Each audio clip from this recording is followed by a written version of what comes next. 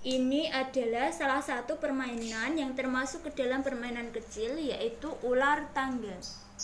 Nah, untuk bermain diperlukan aturan-aturan yang cukup sederhana, yaitu yang pertama adalah jumlah pemain minimal 2 orang. Nah, yang kedua adalah menggunakan simbol atau tanda dengan warna yang berbeda. Ini berwarna hijau dan biru. Yang ketiga menggunakan dadu. Nah, semua tanda ini kita sebut tanda aja ya. Semua tanda yang berwarna ini berkumpul di sini terlebih dahulu. Nah, untuk memulai permainan ini, para pemain harus bersui terlebih dahulu untuk menentukan siapa yang akan melaju terlebih dahulu. Nah, untuk pemain pertama berwarna biru, silahkan mengocok dadu. Ini garis startnya mulai dari angka 1 dan nanti finishnya pada angka 100. Nah, pemain yang pertama atau yang tadi berwarna biru mendapatkan 3 titik di dadu. Itu artinya dia akan melaju 3 langkah. 1, 2, 3. Nah, dia berhenti di angka 3. Nah, di angka 3 ini kan ada tangga untuk naik ke atas. Maka pemain berwarna biru ini harus naik ke atas sampai tangga ini, nomor 2, angka 24. Nah, begitupun juga untuk pemain kedua berwarna hijau, silahkan mengocok dadu terlebih dahulu.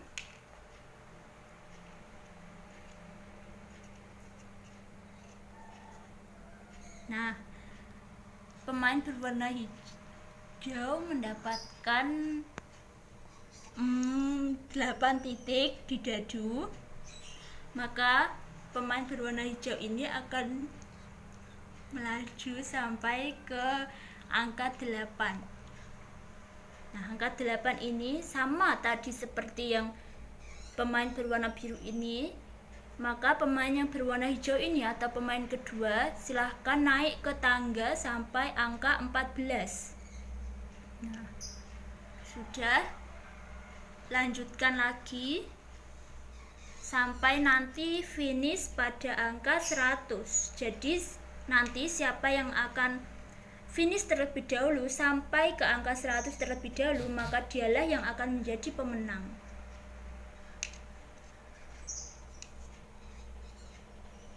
Nah, pemain berwarna biru mendapatkan 7 titik di dadu. Itu artinya dia akan melangkah sebanyak 7 langkah. 1, 2, 3, 4, 5, 6, 7. Nah, 7. Dilanjutkan lagi untuk pemain berwarna hijau, silahkan mengocok dadu.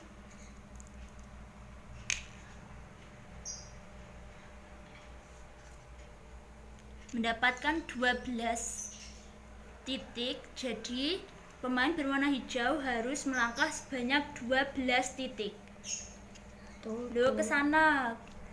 1, 2, 3, 4, 5, 6, 7, 8, 9, 10, 11, 12. Nah, sampai ke 12. Tadi kan 12 titik. Dia sampai ke angka 26. Dilanjutkan lagi. Pemain berwarna biru mendapatkan 3 titik. 1, 2, 3. Nah, kalau di sini dia kan mendapatkan sampai ke nomor 34. Nah, ini ada gambar ular. Ini kan dia sampai ke kepala ular nih, sampai ke mulut ular. Itu dia tidak apa-apa, dia tidak jatuh atau dimakan ular. Dia di sini, tetap di sini, tidak menjadi masalah. Nah, untuk selanjutnya pemain berwarna hijau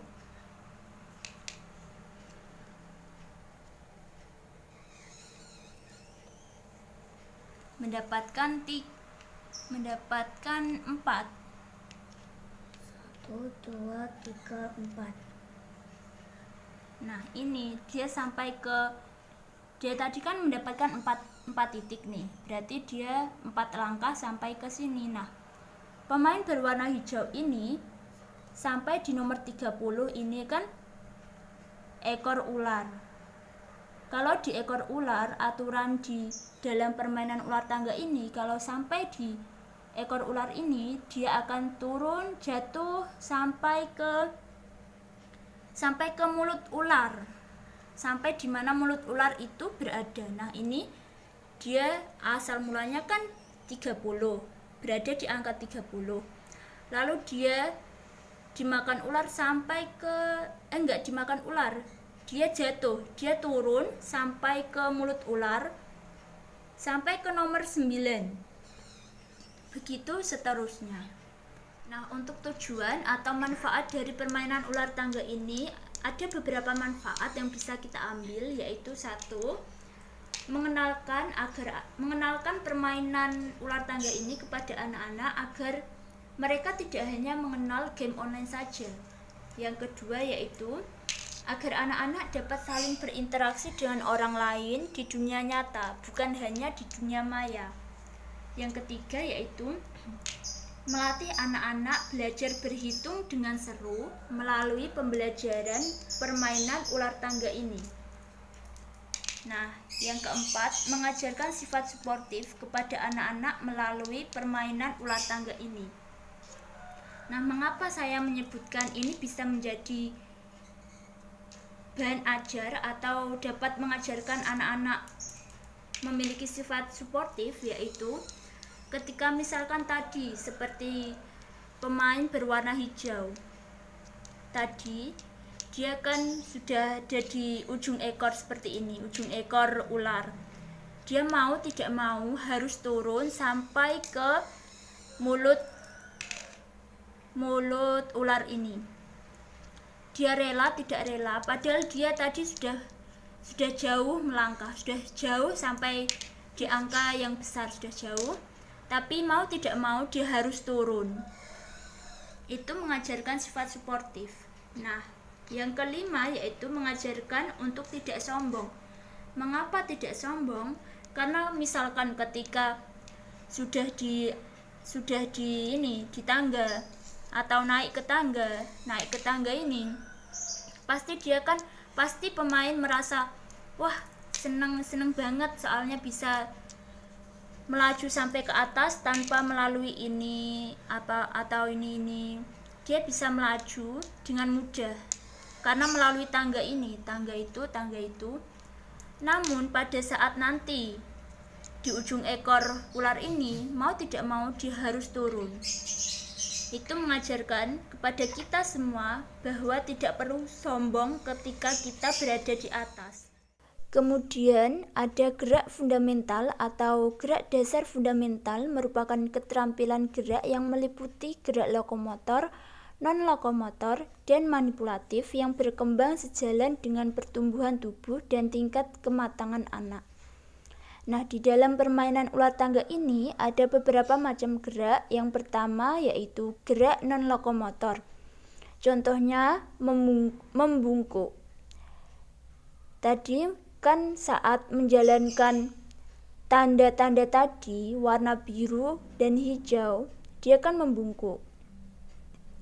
Terus ada gerak memutar atau mengocok dadu, kemudian mengayunkan lengan. Yang kedua yaitu gerak manipulatif. Contohnya melempar dadu. Sekian, terima kasih.